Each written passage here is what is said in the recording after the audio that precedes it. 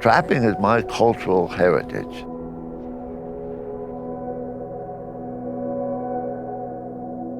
I grew up with it,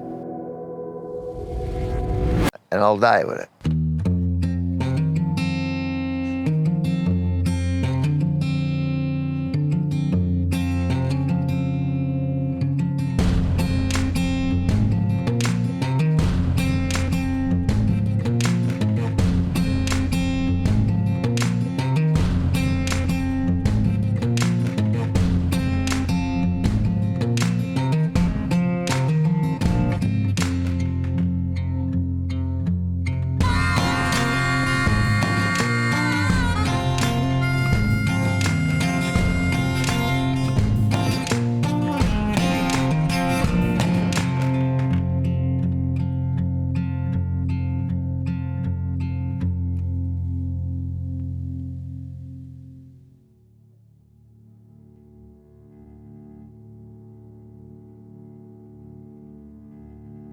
If I ask you, what are you?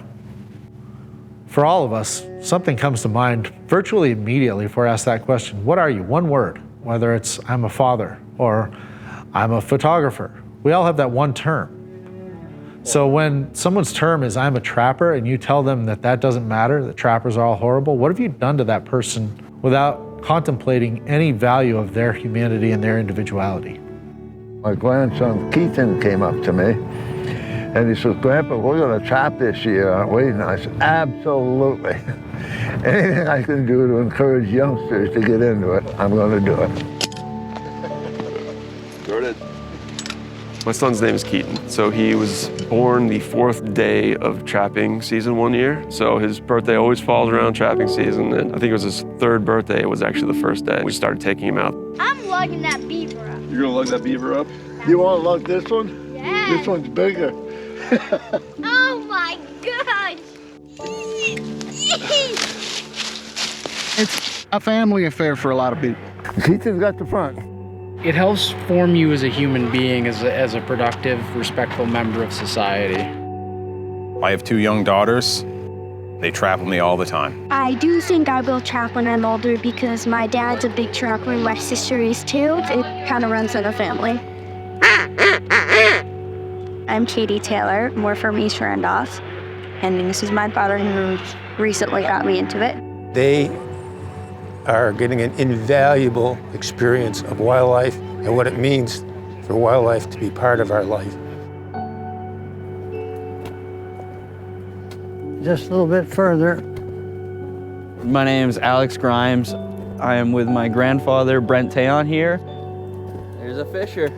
I remember back when I was like 6 or 7, we'd go around through Stowe, go around through Morrisville, catch any kind of nuisance to regular homeowners. Middle of December, 2023, female fisher. I'm a grandpa, and I've taken the grandsons out a number of times to check the muskrat traps, and boy, they're excited as heck. And I want that tradition to continue. If they don't get to trap or hunt like I did when I was younger, I bear a responsibility. Beavers are extremely abundant. Well, these individuals in the population that we can harvest and we take, we're eating food off of that. Everything's going to die one way or another, whether that be through disease, starvation, or if it's at the hands of a hunter or a trapper. I think we owe it to the wildlife and to our resource that if an animal needs to die, we're able to have a level of control over the utilization of it. We don't waste anything from that animal. We are oftentimes cutting meat, prepping meat until 11 o'clock midnight because we want to make sure the entire animal is utilized and that we're not wasting anything. The animal is being used, it's being respected, it's being killed quickly, it's not suffering. We utilize about 70% of the live weight of these beavers, so that is substantial when you consider other sources of meat. Access to wildlife can improve food security in communities, right? That access to wildlife is ultimately a matter of social equity. It can help people, it can help communities. We're taking the hide, we're making products out of that. We're taking the skull, we have domestic beetles. Skulls are being used for education purposes. We're taking the glands, we're taking the meat. Our generation also loves their co-ops, their local farmers markets, and which is awesome. And this is just that one step further. This is as local as it gets, as sustainable as it gets. That beaver exists on this landscape for 2, 5, maybe 8 years. Well, we can harvest that pelt and we can turn that in, again, in a green, sustainable way. And we can turn that into a product that's gonna last 30, 40, 50 years. And that's biodegradable. When you're done with your pair of beaver mittens that's kept you warm for 40 years, you could hypothetically throw it out back and the microbes are gonna take it away. People don't think food comes from the ground or the forests or fields. It comes from the grocery store. The people who are opposed to this, I mean, they are willing to do anything and go through all means to stop what they realistically don't understand, and the words that they use, the things that they call us. They love chewing on hamburger steak, and yet they complain all the time about the people that are either growing or harvesting the animals. Even the vegetarian, the machinery that produces the vegetable crops, when they go out there in that field with that mower, they are killing ground nesting birds, all kinds of snakes, mice, small rodents. They're all beautiful and wonderful in their own way. But if you live on this planet and you eat, which you've got to do to stay alive, you're having an impact on wildlife, period. The problem is that we have outsourced all of our consumption. We can buy a new pair of sneakers and never face what that is doing to the land, what that's doing to people, what that's doing to cultures. We're seeing that whole process instead of going to the grocery store, buying beef we don't know anything about, eating it, and then forgetting about it. Like, we are closing that circle and building community and connection through our food. I am a hunter, a trapper, and I'll never let an animal sit there and suffer.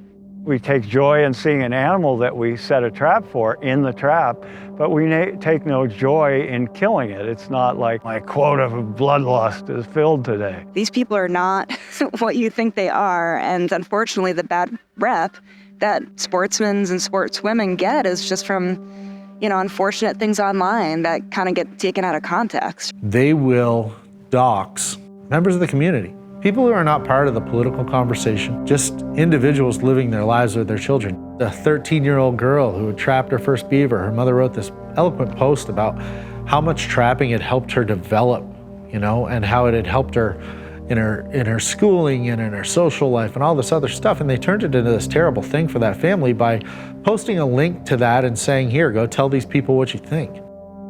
When the messaging from the other side is all these people care about is torture, murder, they're troglodytes, they're sadists, they're horrible human beings. I question why that is accepted. Not all activists are radical in their opinions.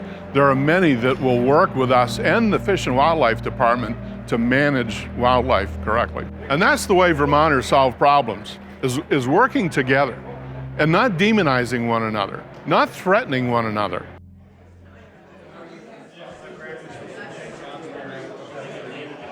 I have been doing this job for a skosh under 10 years now. I have personally investigated 2 situations where a domestic dog was killed in traps, and both of those were sets that were blatantly illegal for a variety of reasons. So I have not investigated personally an incident where a domestic animal was killed by a legally set trap. This trap is a very specific trap. The only animal that can get caught in this trap is one who is entering from underneath the ice or who's going underneath the ice. And just based on what we know about wildlife, there you go. Her tendency is not to go under the ice. Otters and beaver, the only 2 species who, if they were outside, would naturally want to dive. A raccoon's not diving in there, a coyote's not diving in there. There's no scent here, there's no nothing. We are utilizing the ecology of the beaver to try and attract them to this spot based on exactly what and we saw how the dog interacted with it, just hopped over it. We're not getting dead dogs from regulated trapping. We're getting dead dogs from people who stepped outside the bounds. We cannot eliminate all risk in life. Nobody can. There's no regulation that does. There are crashes on the interstate every day. Fatal crashes on a regular basis. Do we stop driving? No. But we try to minimize that risk. We wear seatbelts, we follow the speed limit. And that's what a set trap looks like. The way it works is you put it someplace where an animal's gonna go, the animal swims through it, and just like a mouse trap that we used to catch mice, it captures an animal and the animal expires. This is what they classify as a dog proof. Some people call them coon cuffs. Here's 2 simple ways that we use to set coon cuffs. I use my hands, Riley uses a tool. They hold, they don't hurt or anything. It's more like a handcuff for them. This is the foot he was caught on. You wouldn't even know there was a trap on there. These are called foothold traps, not leg hold traps. Once an animal steps on it, it catches it across the fleshy part of the paw. The animal can't go anywhere. It's much like a set of handcuffs. You're restraining something, you're not maiming it. It is merely held there. Hey, there you go. They sometimes will stay right where they were caught. Okay, here we go. Hopefully it'll run off. Okay, go on. Using good quality equipment and the best practices, an animal that's captured in a foothold trap can be released really without any harm. I'm really concerned about the ongoing attack on Fish and Wildlife Department. We have some small groups, very vocal, who are trying to limit their ability to continue the great work that they're doing. Myself, as well as my esteemed colleagues, get harassed online and over emails constantly. State biologists, they're doing a job, and most of them are very well trained at doing their job. Certainly they shouldn't be abused by anybody. In all my years in the wildlife profession, I've never seen anything like this. Some of us receive death threats. That's not okay. I want to be able to go home at night and know that I'm safe and that I don't have, an animal activist nightmare waiting to happen. It's not just criticism. It's personal attacks on the integrity of individual public servants. The attacks are happening on the trapping that we do basically because nobody understands it. I wish they could see it from our view and be able to understand how we see it. There was a bill to ban trapping in the legislature, and I said to one of the legislators, "You don't know anything about what you're doing here." And I connected them with a longtime trapper, and they spent the day. And they called me after and said, "Wow, I knew nothing about what trapping actually was." And I said, "And yet you were ready to vote to ban it." My first introduction to trapping was in college. I said, I don't like trapping. I think it's inhumane, it's gross, because I didn't grow up hunting or doing it. And I went to school for wildlife, so I was like, oh, that's the worst thing. Took me out on the trap line a couple times, and I was like, this is a whole different perspective of it. I am very worried about the political pressure from people that are ignorant of what is going on with trapping and wildlife management in this state. They want to stop trapping in any consumptive use. It's part of an ideology that runs contrary to who I am as an indigenous person. Worst case scenario is they ban trapping altogether in the state of Vermont. The experts in fish and wildlife and the folks who have done trapping probably know a lot more about it than me or most folks out there. If you're a wildlife biologist and you've spent your career in the field managing different populations, it will be inappropriate and just downright foolish of us not to be listening and learning from those people. You hire these people that are well trained and well educated to do a job, and we should let them do that job and listen to what they're saying rather than picking up some magazine from Timbuktu and following somebody's editorial. They're very good at crafting their argument and the parameters of their argument, and they do appeal to the emotion. They're good at it.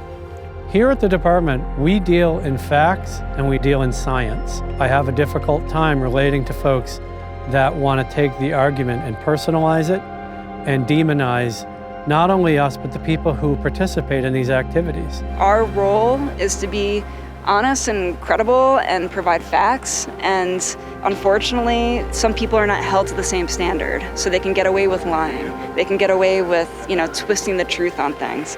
Every trapper I know cares dearly about the wildlife. The people who are against trapping, they will not listen to any practical sense. If it's a fish and game biologist, they say, no, they're wrong on that. I can feel for folks who have grown up here forever that it's people coming from away who may not understand or even ever experienced cultural practices like hunting and trapping, saying, I don't like the way that you're doing stuff, without taking the time to really get to know and understand what the kind of reality of folks' practices are. It is a we-they mentality. It's endemic in society at this point, really, isn't it? You're either in lockstep with me or you're the enemy. We can't have conversations anymore. I hope that we can find ways to talk about these sometimes difficult issues in a way that we bring curiosity and humility and kind of respect for each other, and not get kind of stuck in extremes, taking the time to listen and understand before making kind of snap judgments that can feel sort of disparaging of people's way of life. Videos where we're talking about how to sustainably manage a species will get taken offline because we showed a deceased beaver. But before it got taken offline, the comments were saying that, they'd like to see our head chopped off and, bled throughout town. And no one's got a problem with those. It's an injustice. And it's an injustice for the non-native people who have been doing it just as long as we have. It is discriminatory. The way that the anti-community has attacked trapping is discriminatory. Once you other a set of people in your community, then it's okay to attack them, right? They're now no longer human, and we don't need to worry about their humanity. We all have different perspectives. We live in a time of inclusivity. Our society wants everyone to be loved and involved and part of this process. The trappers are part of that too. And because someone doesn't specifically agree with how we value wildlife, doesn't mean that we should not be able to have that, to interact with it in that way. One of the coolest things about Vermont is hunting and fishing is in its constitution. The right to hunt and fish. The right to hunt and It's fish. one of the only states with it written in the state constitution. And I think that's amazing. These activities, for most, are not a simple time-to-time event. They're a lifestyle. We get pigeonholed as being less than 1% of the population, so we don't matter. And if you can point out to me what other population we would accept that language about, I would be interested to hear it. I think it's important that the trappers know we value them, we value the work they do, we know how important they are to the information that they bring us here at the department, and we know that they're good, honest, hardworking Vermonters.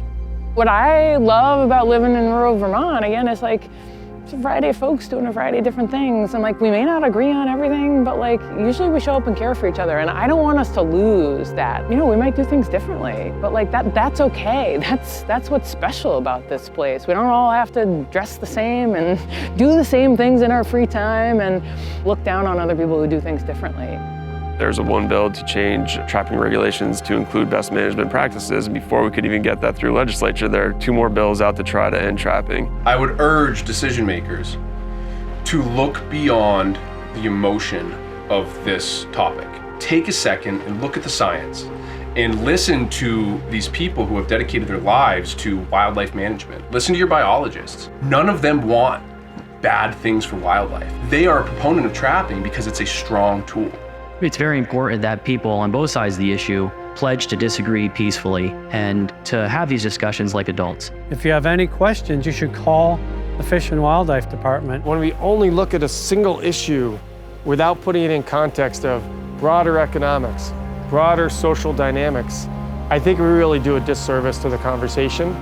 And the ability to hear people where they're coming from is often deeper than just that issue. I would never support and try to discourage legislators from voting to ban trapping. That wouldn't help anybody. As a matter of fact, it'd be harmful to the people in rural Vermont.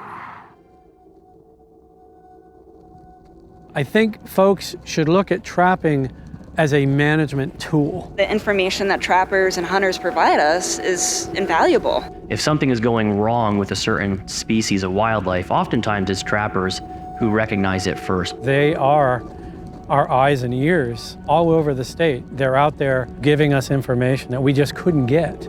That information has been crucial for Vermont to monitor fur bearer populations basically since the 1960s, 1970s. When fur-bearing animals such as bobcat, otter, and fisher are trapped, there is mandatory submission of the carcasses to us at the time that they have those pelts tagged. We have very, very high compliance with having all of those carcasses turned in.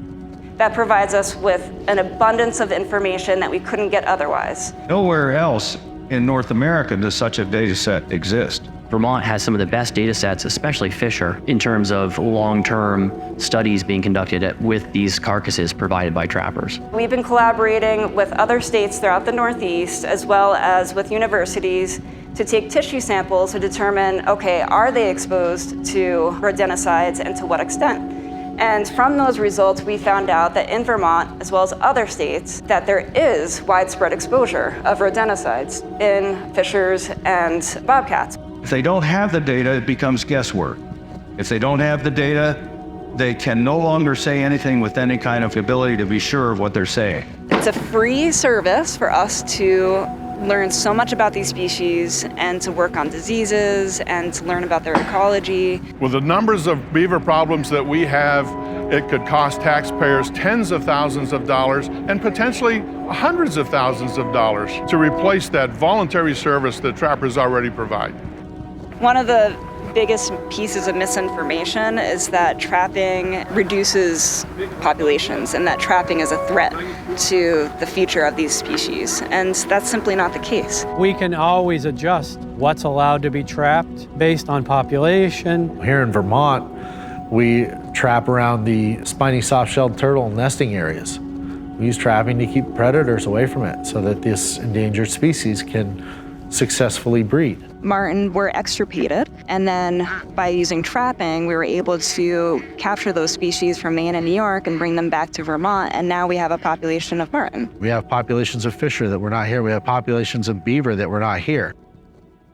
The trapping community has worked with veterinarians to make sure that these traps are safe for animals that should not be caught in them. It is backed in science and it's based in data. Like, we need to remember that there are professionals with doctorate degrees working on this to make sure it's safe for our community. In the last 20 years, $40 million has been spent on updating best management practices for trapping. The Fish and Wildlife Board was tasked by the legislature last legislative session to modernize Vermont's trapping regulations. Using all this data collected by, I think, 300,000 trap nights over the course of 30 years, they developed a set of data that said certain traps are humane for the use on these certain species of animals. These are all regulations that are being considered right now by the Fish and Wildlife Board and then also by the Vermont legislature, which has to approve these rules. We will be the first state in the nation that will require BMP standards for trapping. The Vermont Trappers Association committed to best management practices long before it was ever required. The BMP process has applied scientific management to the traps that we were using. The Vermont Trappers Association went to the state like 30 years ago and said, we want to outlaw traps with teeth. We do not feel that they're as humane, and it was outlawed by the state of Vermont. The rules and regulations in Vermont are some of the most regulated in the trapping community. In turn, the individuals participating in that in Vermont are some of the most educated in the task that they're doing. Did you know that the Trappers Association was the one that reached out to the Fish and Wildlife Department years ago and said that we need to have a trapper education course? I love that. Now it's mandatory for everybody to have a trapper's license. Through our trapper education classes, including the advanced trappers education class, which is really run by the Vermont Trappers Association, some of that knowledge is really put out there for new trappers to learn the best methods available to them. Not anyone can just go to a licensing class and become a trapper. Even in our trapping course, there are people that failed the class. That's honorable that they can say, look, I'm sorry. You didn't gather the information, you don't respect the information enough, no. Nature naturally produces a surplus of animals. We as hunters and trappers are only skimming the surface of that surplus. Not only does trapping not endanger species, it assists them. The abutting landowner, the 26,000 acres, does not allow trapping. And it is all lowland, marshy stuff. So that is a beaver factory. In the last 2 years, we've taken 25 beavers off of this property. And this year there's 3 new huts. Fur-bearing species do not die a quiet, peaceful death in the wild. Whether through disease, starvation, at the predation of other animals, dying quickly by a trapper coming along and dispatching this animal really is about the most humane death these animals can hope to find. All these marks are fight marks from other beavers. This is what happens when you have too many beavers for the available resource in a specific area. Right now, there's more wildlife in the state of Vermont than there was 50 years ago when I came here. Their population numbers, especially for our fur bearers, are blowing up.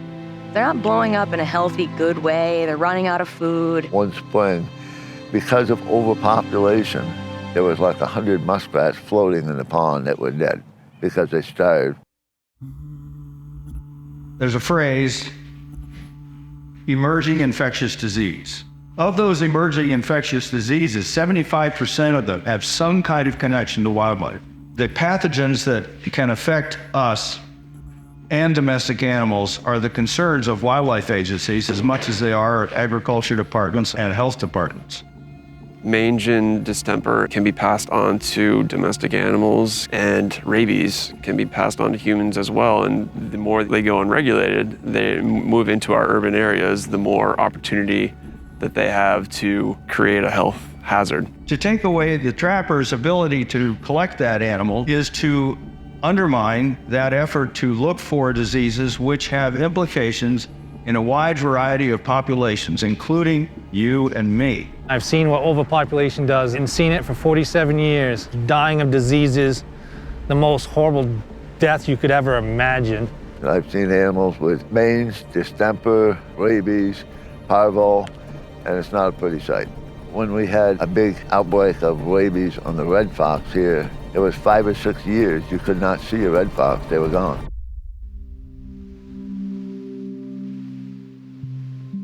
A lot of folks have dogs or cats, and they love them. They, I think, emotionally draw a connection from their love of their dogs or cats to a lot of the fur-bearing creatures out in the wild. And they go, how could anybody ever do something to the equivalent of a pet? When their dog or cat ultimately is maybe terminally ill and declining, they eventually usually will put them to sleep, to put them out of their suffering.